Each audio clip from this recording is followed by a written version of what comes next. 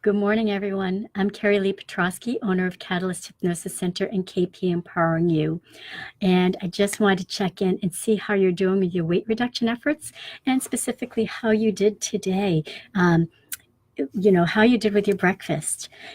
Were you good? Did you have the oatmeal with the berries and no added sweeteners? Or were you bad? Did you have the eggs with cheese and bacon?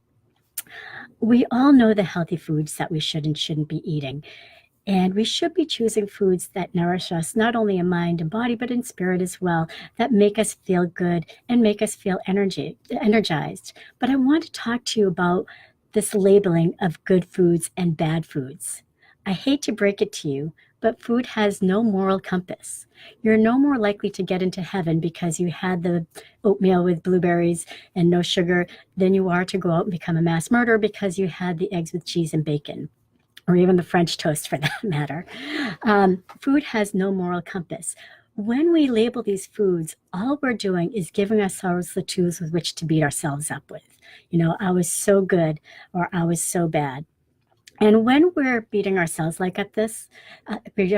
like this and having that self-attack, our subconscious mind doesn't know the difference between imagination and reality.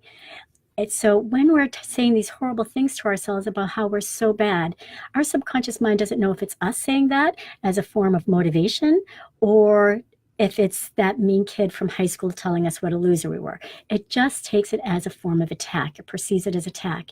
And when we're under attack, our body's in a state of stress and we produce insulin and cortisol. And the role of insulin and cortisol is to store fat, not burn calories, and slow down our digestive metabolism. There's been numerous studies that show the impact of insulin and cortisol on our weight, especially when it's around our midline. Good morning, Amanda. Nice to see you. Thanks for joining.